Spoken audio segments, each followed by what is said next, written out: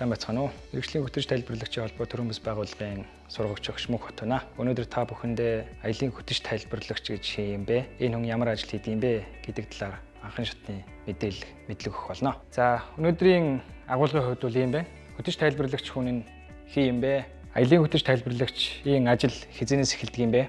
Хөтөж тайлбарлагч ямар ажил хийдэг юм бэ? За, энэ нь мэргэжил гэж үзвэл ямар ёс зүйг баримтлах ёстой юм бэ гэдэг талаар энэ агуулгын хүрээнд товчхон ярилцах болно. За, юуны өмнө мэргэжлийн хөтөж тайлбарлагчийн холбоо төрийн бас байгууллага юу хийдэг, ямар учиртай байгууллага юм бэ гэдэг талаар товчхон тайлбар өгье. Ер нь салбарт үйл ажиллагаагаа төвтөртэй явуулж байгаа ууган байгууллагуудын нэг юм байгаа.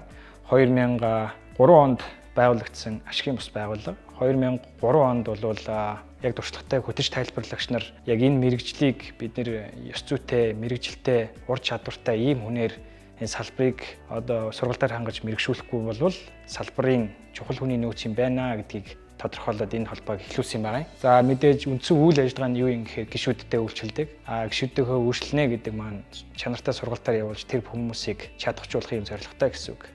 Тэгэхээр энэ сургалтынхаа хүрээнд бид нэр Европод төвтэй дэлхийн хөтөж тайлбарлагчдын холбоодын нийгэмлэг гэж одоо дээвэр байгууллагатай хамтарч ажиллаж эдний хөтөлбөрийг Монголд хэрэгжүүлдэг. Онцлог нь юу юм бэ гэхээр 20% онолтой 80% дадлагаар явдаг ийм онцгой сургалтын хөтөлбөр байгаа юм аа. За, тэгээд үйл ажиллагааныхаа хүрээнд салбарын яамтайгаа тогтмол хамтарч ажиллаж ирсэн сургалтуудыг хамтран зохион байгуулж ирсэн. Цаашдаа бид энэ мэргэжлийн индекстэй болгох энэ тал дээр хамтарч ажиллахаар ингэж ажиллаж байгаа. За, үүний дараа нь бол нийслэлийн аялал жуулчлалын газар байгаа. За, хамгийн сүүлд бидний хамтарч ажилласан нэг төсөл бол аялын хөтөж тайлбарлагчийн мэргэжлийн ёс зүйг хотод хэрхэн баримтлах вэ гэдэг бодлого бичиг баримтыг гаргасан байгаа. За, мэдээж олон улсын болоод дотоодын хөтөлбөрүүдтэй хамтарч ажилладаг. Тэрнээс цөөхний дуртах юм бол Америкийн нэгдсэн улсын олон улсын хөгжлийн агентлагтай бид нэр хэд хэдэн хөтөлбөрийг хамтарч хэрэгжүүлсэн. За, тэрний нэг нь одоо 2008 онд хэрэгжүүлсэн аялын хөтөж тайлбарлагчийг бэлтгэх сургалт байгаа. За, энэний дараа нь бол Германы хамтын ажиллагааны нийгэмлэг энтертэй бас орон нутгийн сургалтууд зохион байгуулд юм аа. За, ингээд гол хөтөлбөр рүү оръё. Аялын хөтөж тайлбарлагч гэж ямар хүн юм бэ? Ямар ажил хийд юм бэ гэж ярихаас өмнө бид нар хинтээ хамтарч ажилладаг юм бэ гэдэг талаар ярих шаардлагатай болно. Тэгэхээр бидний ажил олгогч бол нөгөө талдаа тур оператор буюу аялыг зарж байгаа компани, нөгөө талдаа тэр аялыг худалдаж аваад ирж байгаа одоо аялыг хөтөж тайлбарлагчийг өөрчлөх ёстой жуулчин гэдэг энэ хоёр талаас миний ажлаас юу хүлээд юм бэ гэдэг талаар тайлбар өгье. За, хамгийн түрүүнд аялын компани буюу ажил олгогч аялын хөтөж тайлбарлагчаас хариуцлагатай байдлыг хүснэ. Яагаад ингэж байгаа юм бэ гэхээр аяллыг тур оператор авахынхаа өмнө жуулчинтай маш олон мэйл солилцож, маш олон амлалтыг өгж, ерөнхийдөө тэр хүний толгойн дотор Монголд аялалч ямар болох вэ гэдэг бүрэн зураг өгчихсөн байдаг. Тэгэхээр энэ бүх ажлын дараагаар Монголд ирээд аяллыг нь авах тэр хөтөж маш том үүрэгтэй хариуцлагатай хүн байхгүй бол энэ бүх ажлын дараагаар Монголд ирсэн аялал нуурах юм аюултай. Тийм учраас хариуцлагатай хүн байхыг шаарддаг. За, хоёрдугаарт нь зохион байгуулах ур чадвартай гэж байгаа. Яагаад юм бэ гэхээр мэдээж хөтөлбөр дээр тухайн аяллаа хаагур явах, юу үзхийг тодорхойлон заасан байдаг боловч юм болгон төлөвсний дагуу байдаггүй. Тэгэхээр яг л одоо улсаа төлөөлөөд тэр үний өмнө үйлчлэгээ үзүүлж явж байгаагийн хувьд бол зохион байгуулах ур чадвартай байхыг шаардна. За, харилцааны ур чадвартай. Энэ хүнээс хүн рүү харьцаж байгаа хоёр талт харилцаа юм болохоор яг арга байхгүй. Харилцааны чадварыг шаардна. Үг хэллэг ямар байх вэ? Насны хувьд ямар хүнтэй би ямар харилцааны техникийг ашиглах вэ гэдэг эдгэрт бол бас техникүүд ур чадвар шаарддаг. Багийн тоглогч байх гэж дөрөвт байна. Монголд ирсэн жуулчны аяллыг амжилттай болгоход маш олон оролцогч талууд оролцдог. Тэгэхээр энийг зөвхөн аялын хөтөж тайлбарлагч түүнийг авч явж байгаа жолоочоор харж болохгүй. Нүдэнд харагдаж байгаа хоёр субъект нь тэр боловч түүний цаа талд нь тур оператор, за нисэх юм уу, зурагцаал дээр тосч байгаа хэлийн ажилтан хүртэл энд оролцож байдаг юм байна. Тэгэхээр энэ багийн ажиллагаанд би өөрөө бас онцлог үүрэгтэй оролцдог учраас энэ бүх хүмүүсийг холбоход түүнийг занглаа болж байгаа гэдгийнхээ хувьд маш том багийн тоглогч байх ёстой. Аливаа асуудал үүслэх гэх юм бол тур оператортай яралдаа мэддэг байх хэрэгтэй гих мэтлэнгээр. За, мэдлэгтэй байх гэж байгаа. Зурагчийн хүний гол зэвсэг аппарат гэдэг шиг хөтөж тайлбарлагч хүний гол зэвсэг мэдлэг байх ёстой. Тэгэхээр аялал хийж байгаа жуулчин маань зөвхөн тэр улс дээр ирэнгүүтээ унтаж хөвтөд сайхан хоол идээд байхыг мэдээж хүсдэггүй. Тэрний цаа талд нь тэр олонний талаарх мэдлэг, түүх, соёл, хүний амьдралыг ойлгохыг хүсдэг. Тэгэхээр энэ бүх мэдээллийг мэдээж интернетээр авах болох ч гэсэндээ Монгол хүнээс авахыг илүүд үзнэ. Тэгэхээр хөтөж тайлбарлагч нь илүү мэдлэгтэй байхыг тур оператор шаардах нэ гэсэн үг. За гадаад хэлний мэдлэг мэдээж чухал.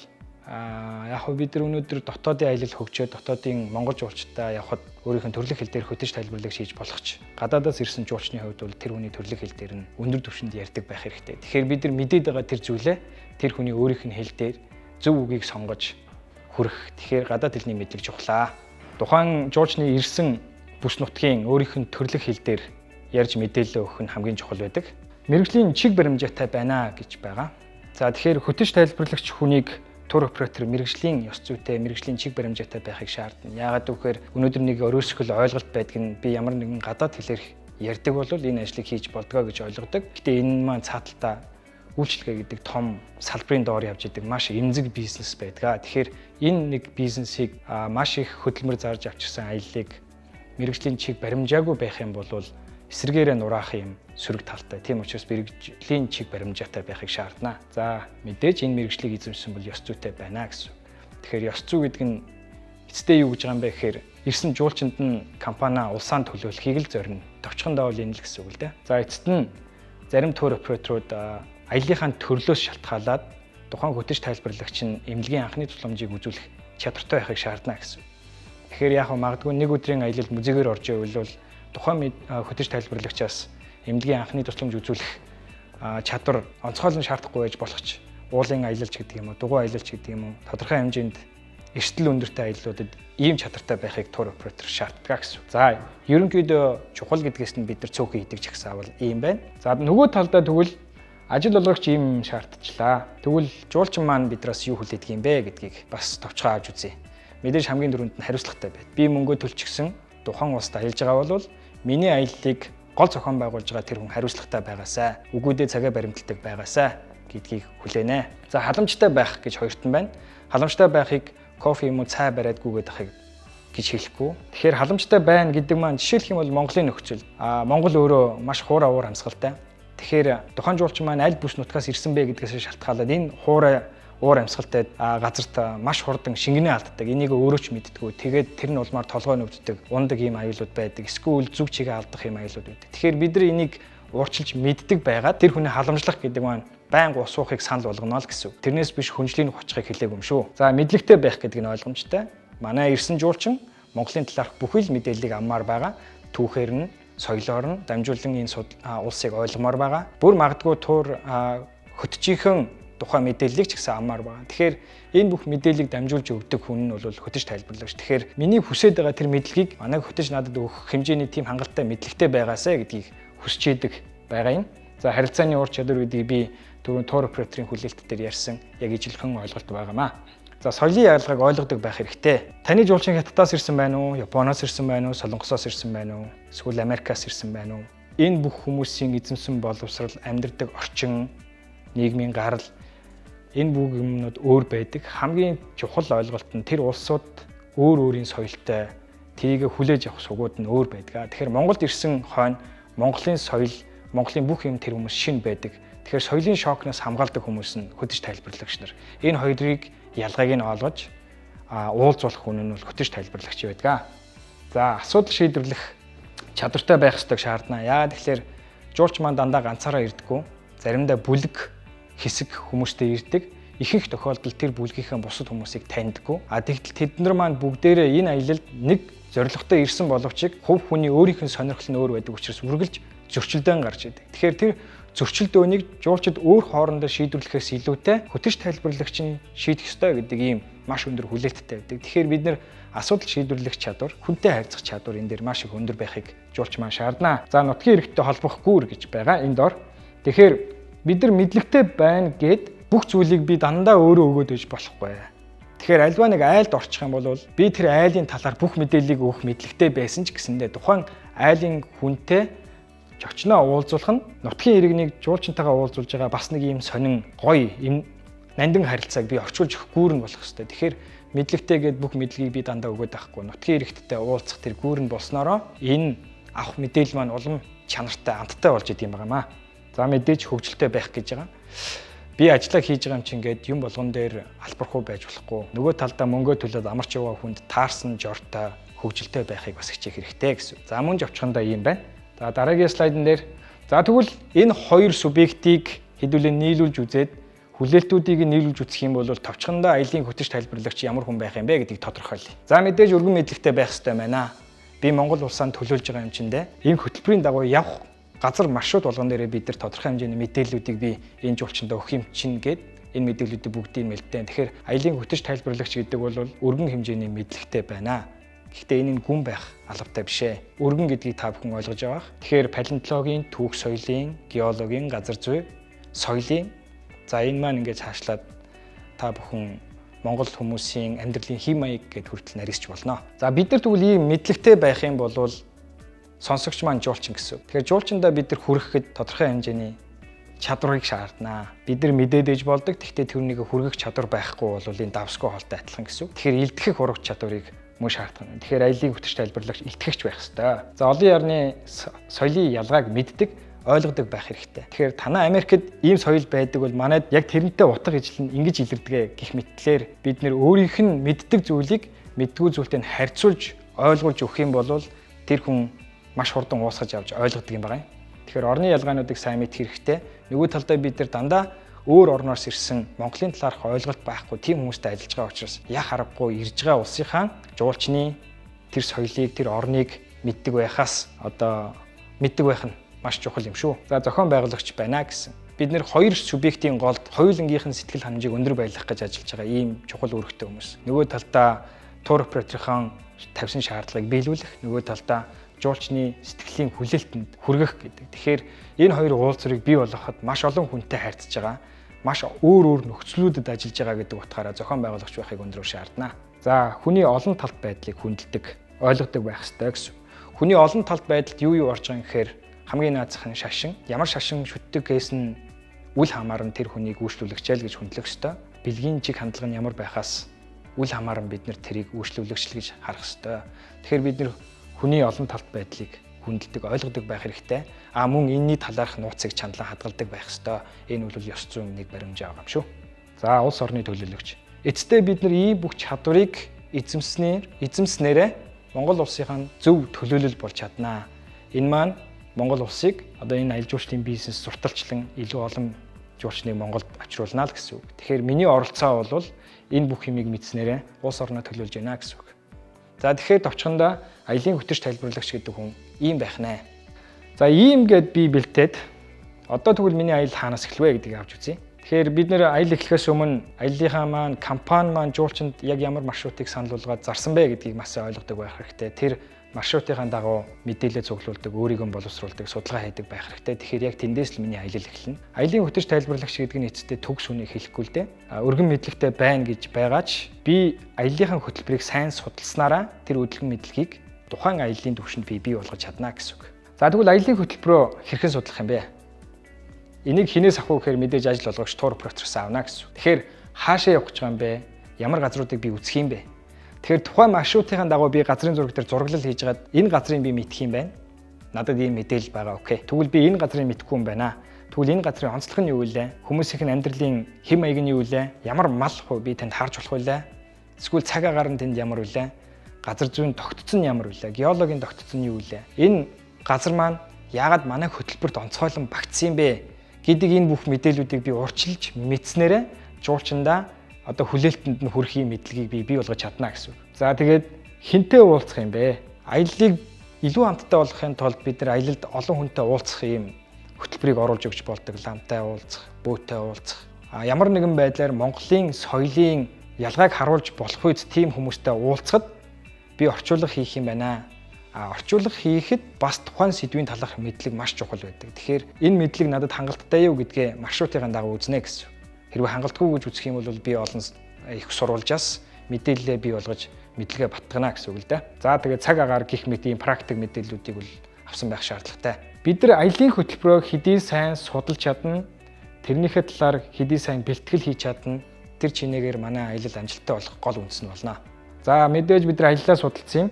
За тэгвэл жуулч маань хинбэ гэдгээс би мэдээлэлээ хэрхэн хүргэх вэ гэдэг ийм шийдвэр гаргана. Тэгэхээр би одоо Бурхны шашны талаар маш өндөр мэдлэгтэй жуулчинд Бурхны шашны талаар мэдлэг өгөхөд би мэдээлэл өгөхөд миний мэдлэг үнэхээр хангалттай юу гэдэг дээр өөрөө дүгнэлт хийнэ гэсэн. Тэгэхээр энэ жуулчныхаа талаар мэдээлэл авна гэдэг маань хэдэн настай хэдэн жуулчин гэхээс илүү Монголд ирж ирсэн юм уу? Үнэхээр ирж ирсэн бол ямар газруудаар аялж байсан бэ? За ирээгүй л манай хөтөлбөрт багтсан газруудын талаарх мэдээллийг энэ хүн хэр сайн мэдж байгаа болоо гэдэг талаар тэр хүний мэдлэгийг хүртэл бид нэр судлах хэрэгтэй болтгоо. За мэдээж жуулчны тоо зохион байгуулалтыг маш хэрэгтэй. Ямар насны хүү юм бэ гэдэг нь бас маш том зохион аяллыг төлөвлөх гол мэдээлэл болдог. Яагаад тэгэхээр бидний алхаж байгаа газар 60 настай хүнд ямар байх юм, 40 настай хүнд ямар байх вэ гэдгийг бид нар бас урьдчилан тооцоолж чаддаг байх хэрэгтэй гэсэн. За хоолны дэглэм гэдэг бол маш чухал. Тэгэхээр бид нар энэ хоолны дэглэмүүдийг урьдчилж мэдснээрээ ресторан болон бидний хоноглох баазууд дээр энэ хоолны дэглэмийн талаарх өгөх үүрэгтэй хүн нь хөтөж тайлбарлагч байт юм аа. Бид нар эдрийг олж мдээгүйгээс болоод хүн хоолндоо сэтгэл хангалуун буш байх юм бол энэ сэтгэл санаа докторгүй байх маш том шалтгаан болдог. За мэдээж Монголд өмнө ирж байсан хэсэг тэр Монголын талаарх мэдлэг тэр жуулчинд хэр байгаа вэ? За тэгээ бусад ямар онцгой хүсэлтүүд байгаа гэдгийг бас харгалзаж өгчнэ.